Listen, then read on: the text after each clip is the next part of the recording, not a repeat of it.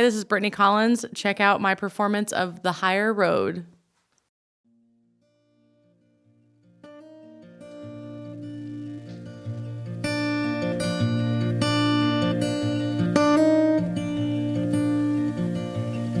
How's the weather out there on the other side?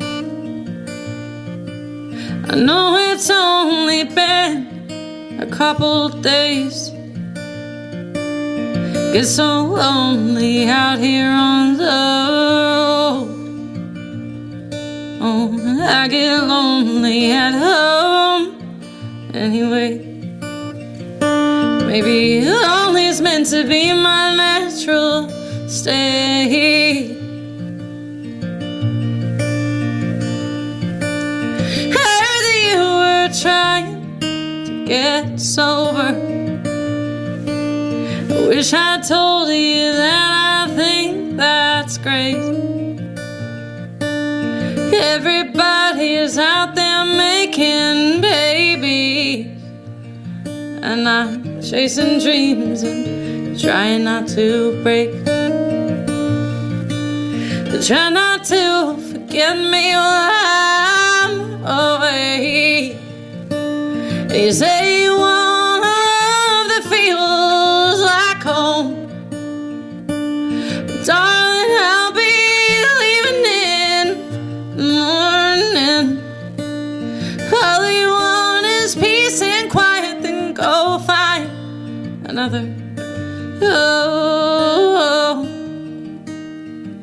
I never was real good at letting go, but a love like ours, it takes the higher road.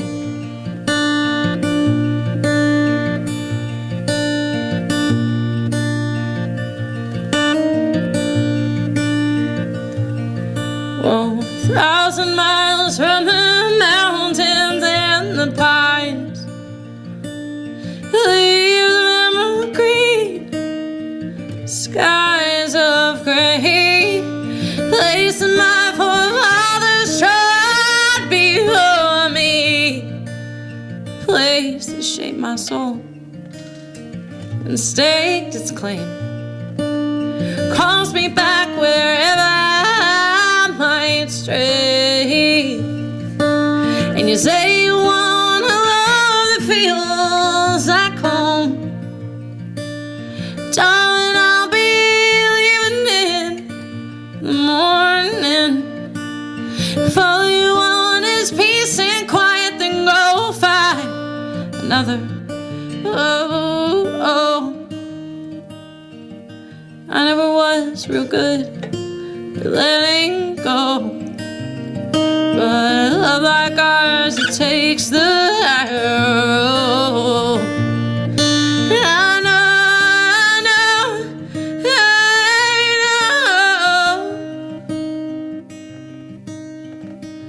it's up to me to reach out my hand and tell you what I need. Oh, I promise that I'm trying. I promise that I'll learn eventually.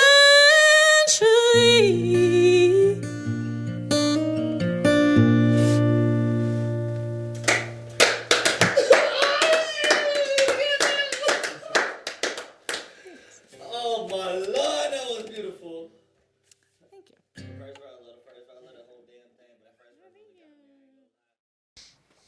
Well, what's your favorite smash burger in town? Oh man, it's kind of, there's a couple contenders. I really like Horseshoe. Their smash burgers. I never had a You smash. do a pretty good smash burger, if I remember correctly. Yes, I make a smash burger. He said my crib. Yeah, me. But I recently went to the Cabin Tavern, and they have they're like $4.50. It's like classic. It's like Dick's but shittier. You know what I'm talking about? Yeah, Like, no, where because I it's don't just even like- eat meat though. That's the thing. I had the tempeh burger though, the smashed tempeh burger.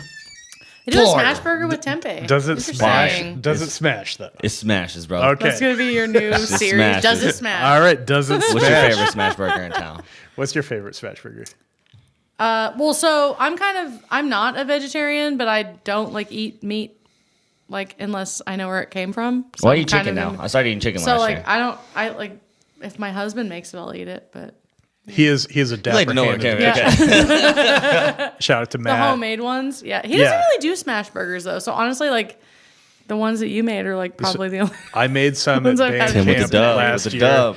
and it was You like made some pretty good ones at band camp. it was an assembly line. I had the Blackstone grill just smashing with a skillet, just getting busy out Getting there. down and dirty with it. Yeah, it was. You had the unfair advantage because we were all high on mushrooms, but like those are the best ones that I've had. Flavors were immaculate. Oh yeah. If you don't see the face of Yeah. God while eating one of my burgers, Is it even a burger, bro? it's not even a burger. Hey, I'm sorry. so yeah. that's my vote, but Yeah. I'm a little biased. I'm here for it. Well, so the people that aren't familiar with you, introduce yourself. Hi, people. My name is Brittany Collins. I'm a musician sometimes. Yeah. Yeah. That's So very today cool. we have a very special guest, one of the most talented individuals that I've ever met.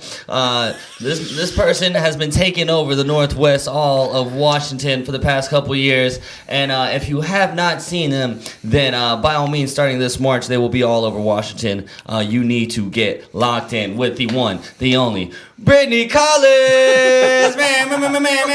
Man. That's a lot more. Oh, that was emphatic way better than I did. Yeah. whoops. I got you. I needed you to introduce me at all my shows. I That's say like word. way I'm an better. MC. I do that. Your energy's real good. And the one, the only, the Chrvns. Yeah. I should have put more adjectives in there. My name is Chrvns, I'm Tim Mechling. and this is Shut Up and Listen. Welcome. It's good to be back. Yeah, we back, baby. I ain't gonna lie, we ain't recording like a couple weeks, so I feel a little rusty. But no, we back in this mug. But you were talking about like how you've kind of hibernated the last couple of weeks. Last You're- couple months, bro. You're But like s- last couple weeks, has really been in the crib. Yeah. But you're storing up. You know, this is the winter of our discontent, and we're like, you know, it shall be a fruitful spring, shall it not? Yeah, I mean it's gonna be lit. I booked my first show for the year in March, so I'm excited about that. But I'm Where's not that gonna excited. High Dive. Nice. So this band Maruja, I have no idea, but they requested that they wanted me to do direct support, and I was like, you know what, let's do it. And now I got to prepare something to like kind of compliment what they do. There you go. So, but enough about me. This is about you today. So, Brittany, tell us, how did this start? How did you get into music? What does that origin story look like? Oh God. I'm a big nerd, and I probably have something wrong with my brain that makes me want to sit in my room for long periods of time, figuring out how to make sounds that I've heard Wiggly other air. people make. Wiggly air. That's not bad things. I think that's like every musician's origin story, right? I think that enjoying music is just an intrinsically human thing, but there has to be something a little bit wrong with your brain to Yeah. be like, no, I bet if I spend hours and hours and hours and hours and hours by myself, I could figure out how to do that too. It's really much more of a compulsion than It is, yes. like a goal-oriented Yeah. behavior. It is a little bit maladaptive. Like there has to be something a little bit wrong with you to be like, I'm gonna go be by myself for like How could I make this sound 30 like or this? 40 hours until I figure out how to do this. Just what Or I just think. playing around with stuff and just finding like, oh wait, hold on, yeah. what if I did this with this? Like I'll just say, like I don't think I've ever enjoyed a show in the way a normal person enjoys a show. All right, what does that look like? Like I go to a show and like other people around me are like, "This is great. We're bonding. This is awesome," and I'm just like, I feel like I'm studying, like I'm like an alien studying yeah. human behavior. But Where I'm it's like, like- I bet I can dissect how to do that. The You know, feeling is like that's the feeling I've had at every show I've ever been to. like imagine being really, really good at football and going to a football game Yeah, a little and bit. watching them just fumble, and you're like, no. yeah. Should have No. cuffed it better, bro. Should've Yeah, cuffed it better. that's how I've, like you study and you're like, ooh, the crowd really loved that. They did not like this. Yeah, That or didn't you want work to talk very to the well. sound guy. Yeah, you're like exactly. rhythm guitar too low. Yeah. Bring it Bring 'em up. up, bring you 'em know? up. Or you're like Yeah. looking to see what pedals everybody has, or I love So- I love gear watching for sure. It's kind of a curse because once you learn the components of music, like when my brother started learning guitar, he was just like, there's this annoying thing, like all I can hear is the guitar part now Yeah. because I know how to play guitar. Yeah. And I'm like, welcome to my nightmare. You know, like, wait till you learn drums. Yeah. Wait till you learn bass. You know, like wait till you learn production. You know, every ingredient of it kind of poisons your normie perception of music. Yeah, I like it. You like it? Yeah. You get off on this. I mean, we all like we all have the same disease, right? I can see It's the like- tracks. I can see the tracks when I'm listening. Yeah, no, it's fun. I think that I just think that the enjoyment of art is like just an intrinsic part of like probably being any animal, I guess, but especially being a human. But I think that there is something like that has to be a little bit wrong with your brain on a certain level to be like, I'm gonna figure out how to do that. I've had moments where I was like, I finally met a normal musician, and then like 2 You're months like, "Never later, mind." they explode. They were like just masking. on a You're like- roadie. They choke a guy. They're in prison for a while. It's like, okay, Make this never come mind. back. Yep, exactly. Yeah. But every time I hear a story about like Prince demanding to see a camel in like Illinois at 2 a.m, and everybody's like, "You got to get Prince a camel," it's like I understand it. I'm like, it's like, yeah, there's no normal people in this whole thing. No. Some people have the common touch, and they can kind of mask as like a blue collar. You know, that comes up a lot in country. It's Yeah, like, yeah. I'm just a regular guy, and then you fuck up their M&M's order, and they're just, You got me peanut. Yeah. I asked for peanut butter. yeah, yeah, it's a real Yep. thing. I mean, you're from the hip hop world. I'm sure there's some egos and some No, it's all ego. yeah. Yeah, it gets wild. Yeah. Green room It's more request. Wow. it's more accepted probably in that world, right? It's expected. I think that in other genres, it's maybe a little bit more hidden, but I don't think that makes it less. It's not there. George Jones has just entered the chat. Yeah. The country music legends of just hard drinking and insane yeah. behavior. That's some next level shit. That is like that would go toe to toe with Suge Knight and some of those rappers. Oh, right? yeah. Yeah. I can see that. I bet George Jones like hung somebody out of a window at some point. But he Brother blew up caller. his wife's house with a shotgun on Christmas. That's a story. I mean, you know, there's like stories about all those guys, like the whole story about Johnny Cash, like getting drunk and like sinking a tractor into the like river, you know, Yeah. like you know, Yeah. we're all a little broken. But at a certain point, there's like people that are so larger than life that you can just start saying stories about them, And people would it's just believe like it's it, like, oh yeah. yeah, Bill Murray showed up to this thing. You know, Robin Williams came to this thing, coked out of his mind, and he choked a monkey to death. You know, and you're just I like, mean, probably not the that's- death, but You're like, like, it could be that's- true. Yeah, no, it taught I him don't a know. lesson. That's P. Diddy try to blow up Kid Cudi's car. so. Let's talk about your songwriting process. Yeah, so Now that we've gone just right down the rabbit hole. exactly. What the fuck? None of that 850 will hit the air. We'll be right back after these messages. We'd like to give a special thanks to Lost Giant Cider Company, always providing us with our cider beverages and the best of the cider beverages. Visit Lost Giant's tap room in the heart of Bellingham at 1200 Meter Avenue in the Haskell Business Center. It's just down the street from Lakeway Fred Meyer. Menace Brewing, located in the Fountain District, is where flavor is unleashed. It serves as a local hub of craft beer and community. Recognized as the neighborhood's premier soccer hangout, you know I love me some soccer. Menace Brewing isn't just a brewery, it's the go-to spot for sports action and local engagement. Visitors can catch the game, connect with fellow fans, and immerse themselves in the heart of the spirited community. Menace Brewing invites everyone to join them, where every visit feels like coming home. Experience Menace Brewing in Bellingham today. And welcome back.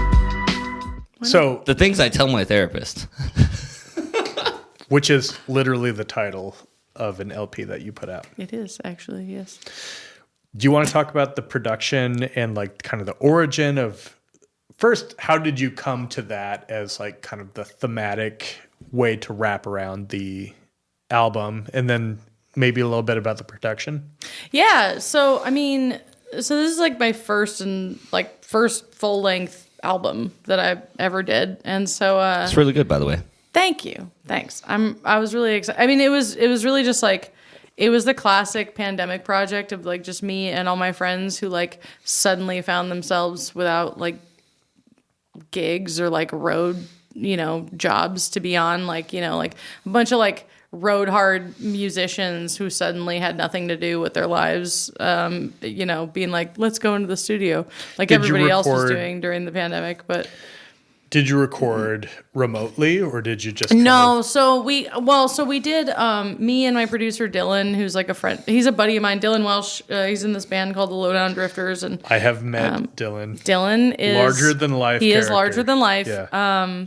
He's a good friend. I have known Dylan for like over a decade. He's got some lore around. He does him. have a lot of lore. Yep.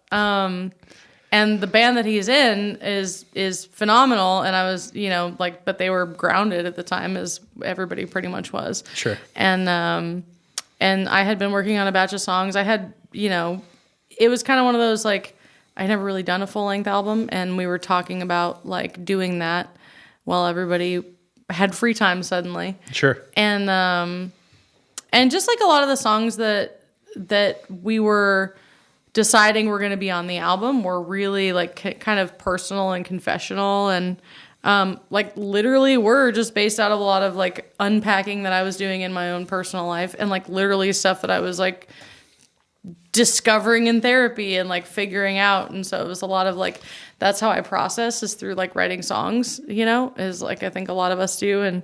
And so like, I was coming to terms with a lot of stuff and unraveling a lot of things about my life and who I was and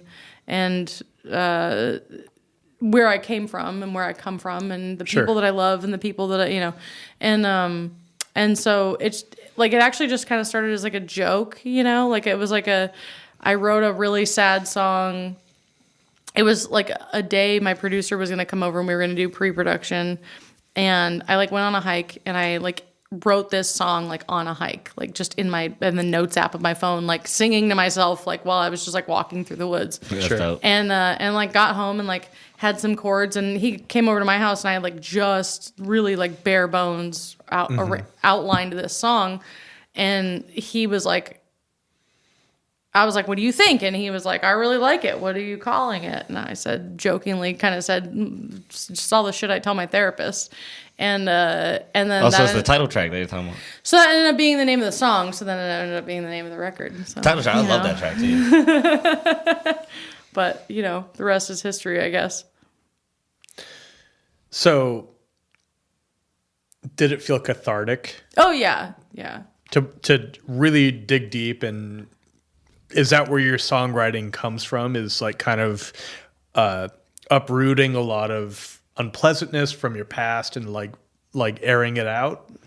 I think at that time it was. Sure. I think generally as a songwriter, like it's not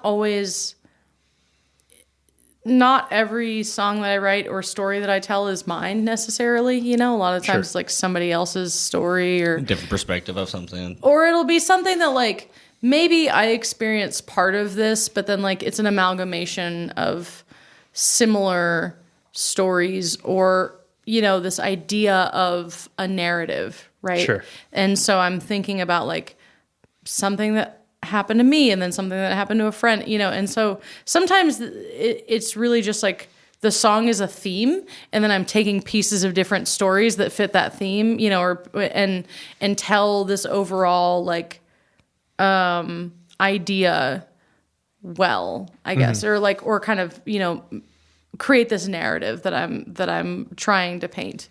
And so definitely that record though, Things I Tell My Therapist was very rooted in like things that were specifically happening to me or things that I was experiencing or like that were really personal to my life. But I think as a whole, as a songwriter, it's, a lot of the songs that I've been writing in the last couple of years have been not always quite as on the nose and personal. Like it's still something that I feel or that I've experienced or seen. But it's not always necessarily like directly something that's about my life or something that I've experienced. So we spoke briefly before this interview over a pint and, we lit. Yeah, we lit. But we talked about the power of writing a character song versus heart in your hand confessional, like I'm writing a song about my wife or like whatever, like people in your life, versus telling like sort of parables that kind of mirror aspects of the human condition. Yeah. By creating a character for that? Is that what you're saying? Like you're writing a song not as yourself but as you. Like Eminem would write a lot of horrorcore songs, you know, about like, you know, just scary, horrible things that, you know, like the character in the song is doing, but that's not. Marshall Mathers has. Oh, you know. yeah. So yeah. Well, and even I mean, there's so many aspects of like even specifically talking about Marshall Mathers as a songwriter, right? Sure. Is like that, like he might be talking about a specific person, and he's still like conflating certain aspects of the story that like didn't happen. Absolutely, right? But the truth is really in like the vibe that it's creating, or the sense that it's creating, where you're understanding where these characters are coming from, or like their general, like what they're about, even though like these specific people might not have done those specific things. Yeah. But it's more about the like core truth. Well, like reading a lot of literature. Yeah. It will be basically like a nonfiction book with some names changed around. Right. Hemingway, Melville, who we also discussed. Yes. Bukowski, Steinbeck. These are stories of things that happened to the author in their life, and they changed some like facts and some of the dialogue and stuff. They're based on a true story still, and they're able to call it fiction, you know? Right. So sometimes when you abstract a true story of what happened to you and make the main character Dracula and not Brittany Collins. Yeah. That's a crazy example. But to abstract yourself away from it in just a little bit, it can make it more engaging for people, and your partner will not be mad at you. That's the key. Yeah. That's the most important part. This is the dance we do. Yes, I don't unlike you, I do not have the burden of mutually being in a songwriter relationship, so I have to be a little bit careful about writing songs because I don't have anybody who can like write songs back at me. As in, you know. Oh, that's different. Yeah. You gotta be careful when only your side is gonna be told. It's a little. It's a power you gotta be careful with. Hannah and I have a very toxic relationship where we're retaliating at each other through song. It's just diss track after diss track. Yeah. That's our entire discography. No, I'm joking. We have a harmonious relationship. I don't know. I seem to remember a couple of really sweet songs on her last album that were. Yeah. I didn't deserve any of those songs, but I'm so glad she made them. So we were talking a little bit about like the Mount Rushmore of songwriters. I know for a fact that you're a Brandi Carlile fan. And when you played a show at the Muse where I do sound for, I put a little Brandi on top, and you were like, "Are you buttering me up right now?" That is. I walked up those stairs and I heard like a deep cut Brandi Carlile, and I was very impressed, Tim Mechling. I was very impressed. I did my research before the show. I was ready for that one. I'm pretty easy to like pin down, I think. I don't like, you know, whatever you see on the surface is pretty much what's for sure. Yeah. No, I respect that. But in terms of songwriting, you have a couple of North Stars. Yeah, I mean, Brandi is for sure one of them. I mean, but that's kind of the thing about songwriting, especially I think in like the roots Americana kind of genres, is it's so tradition based. Yeah. Like I love that you can really, I mean, it's like any genre, right? But like you can really follow the through line of like inspiration back through, you know, the last 200 years, right? Sure. And yeah, so I'm a big Brandi fan, and I think that the way that her and the Hanseroth twins like write songs is just so engaging, and I'm always trying to like learn from that. But I mean, I definitely have my go-tos. Jason Isbell is like a big one, obviously, like, you know, and like Lori McKenna is another songwriter that I'm kind of obsessed with. I like sad cowboy songs. If you haven't dialed in on that, I picked that up. But you said that Lori McKenna is the one that in Nashville she cut her teeth and is famous for writing the sad ballads. Oh yeah, she writes all the sad ballads. Like if you've heard a song on like country radio in the last like 10 years that was just really sad, it probably was a Lori McKenna song. She must have a Legendary. miserable life. You know what's funny? I don't think she does at all. She like Okay. It's lives more in Boston with her husband, who's like a trucker, and her kids, and she's like a mom. Being able Like- to tap into that. You So know I think what I'm saying? that Okay. I'm actually really fascinated by that because like I think she lives like a very chill life, like I completely stand not in corrected. Nashville at It's all. how do you? It's like you know how to create this certain vibe while you're working on something, and just Yeah. it's something. But I that's kind of easy. can feel that too, right? Because Yeah. I think even like when sometimes even when my life is going really well, I can write Yeah. like really sad. So songs, easily, you bro. know? It's Yeah, like, right. Because So- I think even sometimes more so because pain be seen. because you're doing it from a place of reflection and Yeah. you can push on those wounds a little bit. Sure. Without be hurting yourself. Yeah, exactly. Right. You've got a little bit of enough distance Yeah, to be able to be like, I'm going to dig into this thing. I think when I was in my 20s, I was very of like the Lord Byron mindset of that Yeah. an artist needs to live in the extremities Yes. and that you need to be actively living what you're writing about. And so I made a lot of bad life decisions on purpose because I was trying to get at that art. I was scratching at the door trying to. Why are you laughing? Wait, I don't know what kind of decision. This is such an artist conversation, though, right? Yeah. This is such an artist Yeah. conversation of like, Can am you I write? creating bad situations on purpose so that I have something to write about? But can you write a love song when you're not in love? Yeah. Yes, because you've been in love before. Right. You've felt pain before, and you can scratch at that door instead of like actively going through a personal tragedy. But I think as people, we contain multitudes, to steal a Walt Whitman line, that every person is like this kind of insane library of emotion and Right. weird kind of folk wisdom. And we can all kind of tap into these kind of things. And that's what resounds, I think, about folk music, is that there are kind of like ancient stories kind of drilled into our subconscious without getting too hippy-dippy. That's not too No, hippy dippy. please get hippy dippy with it. I Yeah. love but no, I agree. I fully agree, and I think that for me, it's not. I don't know. This is going to sound so pretentious, but like, I just quoted Walt Whitman. novelists, Yeah. songwriters, it's all like your whole job is just kind of to like convey the human condition, right? Like, and like you don't have to have like gone through a very specific thing to like Yeah. know what that feels like or to be able to make parallels, right?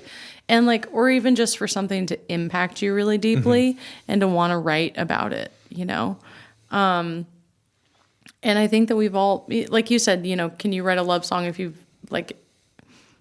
not feeling that way, like right this If second. you're not like, yeah, in you can love tap right into now. that. Yeah. Yeah. But I think that that's the same thing as I actually think sometimes like when I've first gone through something, I struggle to get like distance from stuff when I'm going through it. Yeah. And I actually find that like once I've had a little bit of removal, the insights that I can pull out of a situation is Easier to actually a talk lot more about, laugh meaningful. Yeah. Yeah. With more space between you and the event. Because you when can you're going process it. through something, those emotions are really raw, and your perspective on it isn't necessarily super nuanced Might yet. be one-sided. And so you're just like, this this see all the. fucking sucks, like, Fuck this shit. My like, ex-wife this is a really bitch. stupid. Yeah, Great but song. yeah, like you get a little space from it, and you can see where you did the wrong thing, or they did the wrong thing, or you can see where they did the wrong thing, but maybe they didn't mean to, or like you can see where you did the wrong thing and you didn't mean to, or like you start to, I think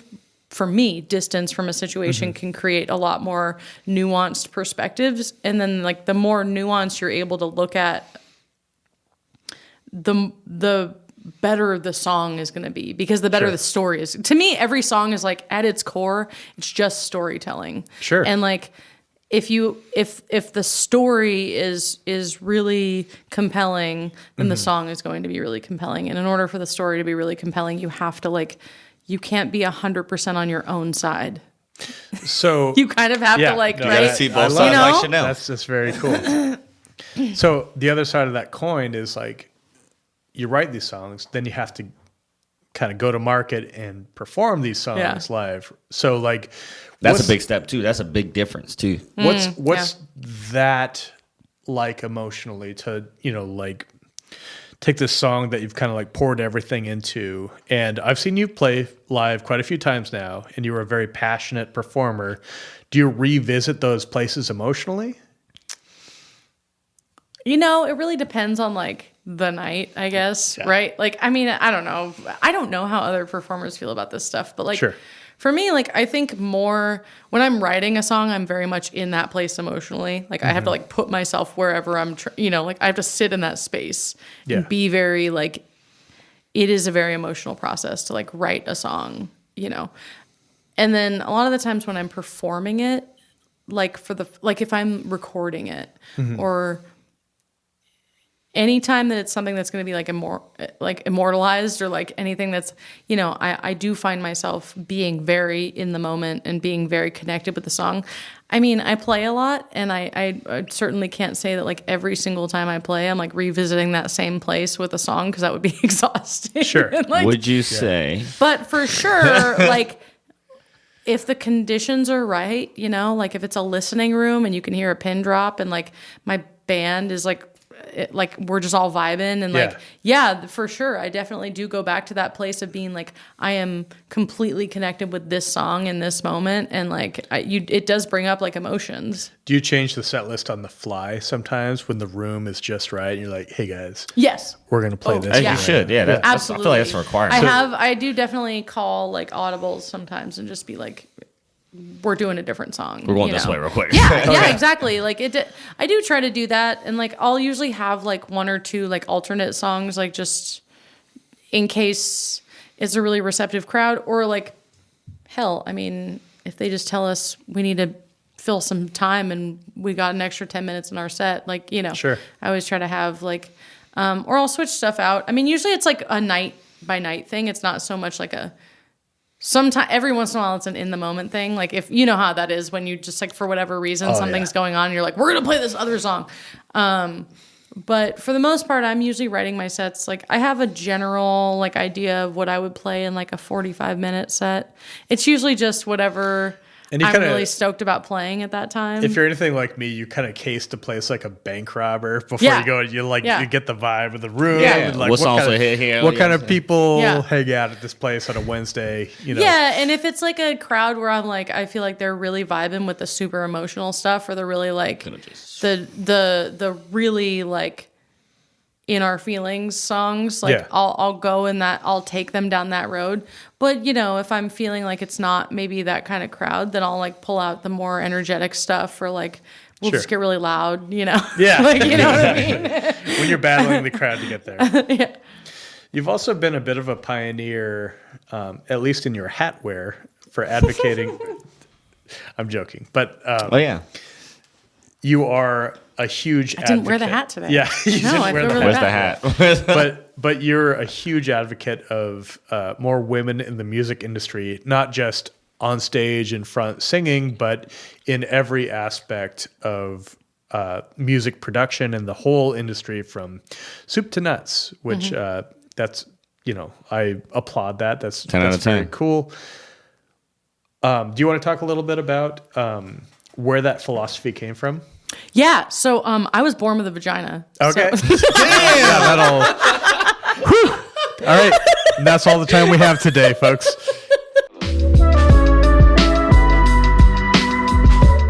That one record you're trying to find on vinyl from your favorite artist, you just can't find it. Have you ever checked out Black Noise? It is the heart of Bellingham's music scene, founded by the one and only Nico Sanchez. They've got all sorts of indie gems, handpicked by Nico himself. Jazz, punk, you name it. Swing by for some good vibes and, whatever album you're trying to find. 1312 Bay Street, tap in. Binary Recording Studio is a versatile space designed to cater to all music genres. And when I say all, I mean all. If you're into jazz, rock, hip-hop, or anything in between, Binary is equipped to bring your music to life.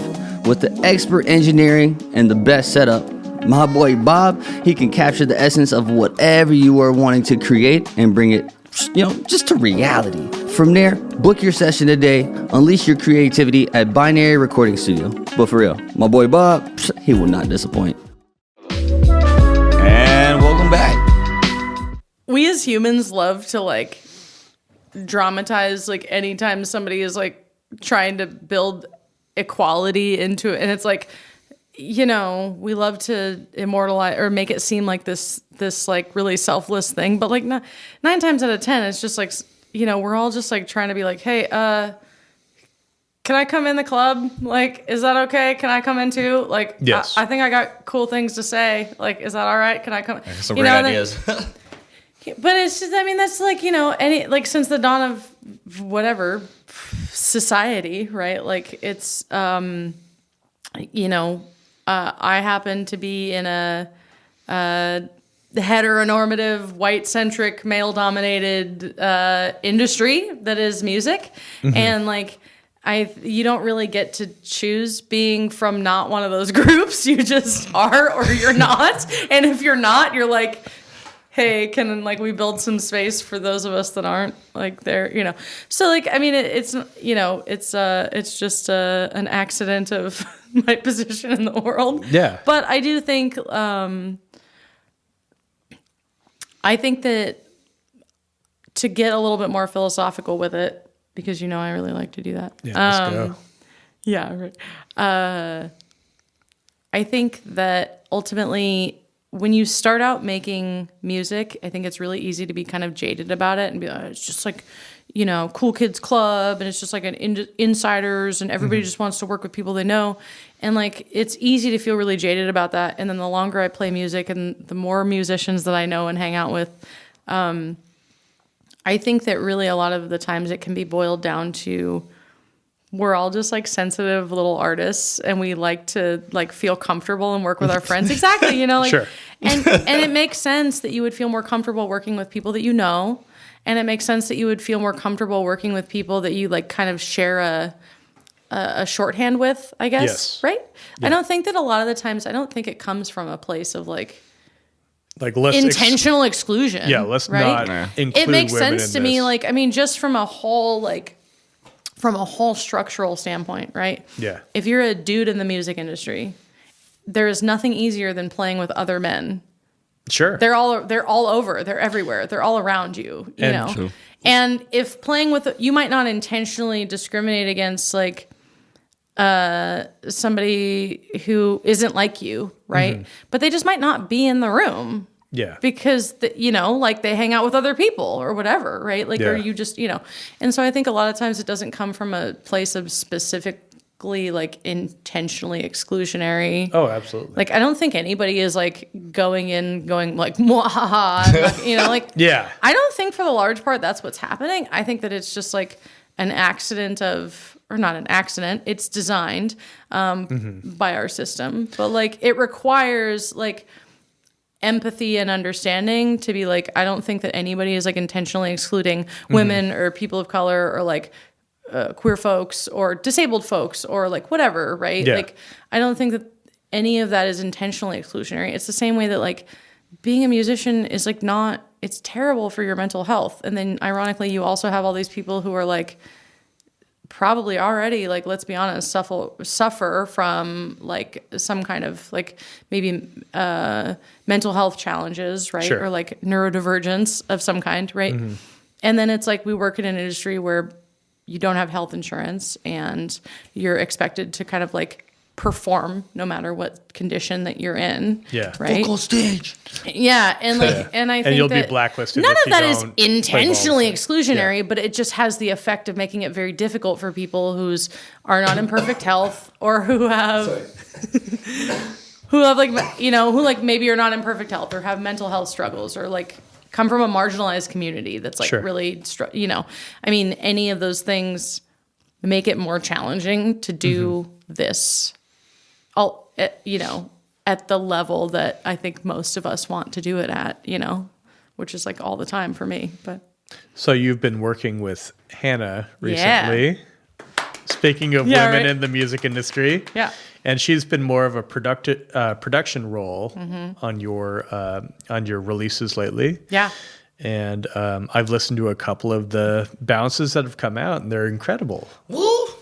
You picked a very talented partner. She's really special, that one. Shout out. Yeah. She's really good at what she does. Yeah. So does it add a little extra fun to the process that you're working with a woman producer? No, I'm kidding. No, I can take it or leave it, honestly. No, thanks. Of course it does, right? I mean, Yeah. like I said, I'm just as like a sensitive little artist like the rest of everybody. You know, like it's really nice to be. When I work with other women, there is just an inherent kind of, you know, I mean, I think it's like anytime you're working with somebody, like, you know, if you have, if you're neurodivergent and Sure. like you talk to other people who are, and like you don't have to explain certain things because they just believe you and they get it. just It's understand. It's just boom. Right. And you don't have to do the masking Yeah. involved. So yeah, exactly, right. And so that's how I feel, is like it's not that like I love Hannah, I think she's great, and I also just like working with women because there is a certain shorthand or like an understanding of the way things work or like our experiences in the world, or things that like if I told Hannah I had experienced something, she would not have questions because she probably has had similar experiences in her life, right? Sure. And so like that's just it. When you have that, when you show up to the meeting with that kind of shared history, I think it creates. There's just a little bit more ease in terms of like collaborating, right? Yeah. Because there's an understanding of what that vision is, or what, you know.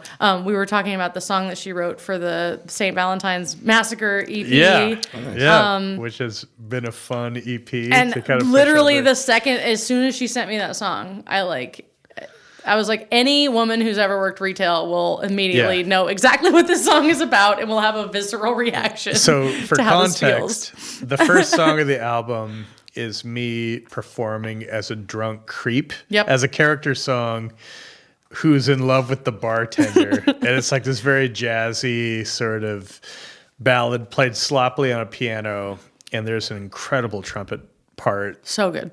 by Aaron Messing, a guy I met in San Francisco. Incredible performance, but it's very much a character, like, this is not me kind of song. And then immediately after that, Hannah Tim wrote, would just like to disclose this is not him. not him. Yeah, This it's is, not me. This is not For the record, me. it's This is not not him. me. this is the disclaimer. And then immediately after, Hannah does a song as the bartender, and the song is called "Oh Babe, I Don't Love You," and it's like descriptions of how creepy. I just work here Friday nights. Yeah. It's a good song. Anyway, well, No, but the second I heard that song, I knew that was like a visceral reaction. Yeah. And that's the kind of thing, you know, when you work with other women that you kind of know. yeah, it's that special something. Oh that yeah, doesn't- we've all had experiences like this. And I think it's really fun to work with people that aren't just your comfort zone. Yeah. And like it's really important to work with different people and different musical philosophies over your life. And you find those things, it's like, oh, this is really clicking right now. You know, you find that special soupçon, you know. Yeah. Anyway, you've prepared a song to sing tonight. I think we're gonna take a minute to kind of set up the microphones. Before we and get stuff. to that, we got to make sure that we do a little promotion here, because I know you have a lot of shows coming up starting in Oh, boy. March. Yeah, Oh, I'm God. sorry. I did see a few things. Something that stood out to me was So Far, because So Far was one of my favorite things I ever played. Oh yeah, have you done some of the So Far shows? I did Yeah. one in Seattle, and that shit was so fucking fun. They're fun. So So Far, and then you got Bites of Seattle as well during the summer. That'll be this summer, yeah. Let's go. So We tell got the people Brody where- Nation Music Festival, Incarnation. That's gonna be really fun. Yeah. It's gonna be everywhere. We're gonna be all over the Pacific Northwest this summer. And can we expect new excited. music to be released coming up before Oh it yeah, went away? under Hannah Wyatt as a producer, hopefully release this spring and summer. And you heard it here first, folks. Yeah. And I will say you're very good at updating your website. Your shows are listed out there. So Yep. is it BrittanyCollins.com? BrittanyCollinsBand.com. Yeah. BrittanyCollinsBand.com. Check it out. Check it out, and then stay tuned. Let's go ahead and jam out with Brittany Collins right now. Man, man, man, man, man, man, man.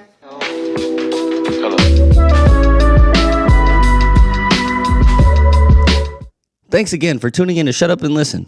For more captivating content, including videos, articles, and everything music related, Visit our website at shutupbham.com. Don't forget to hit the subscribe button wherever you get your podcasts and join the conversation by following us at Shut Up and Listen Bham on Instagram, YouTube, Facebook, and Twitter.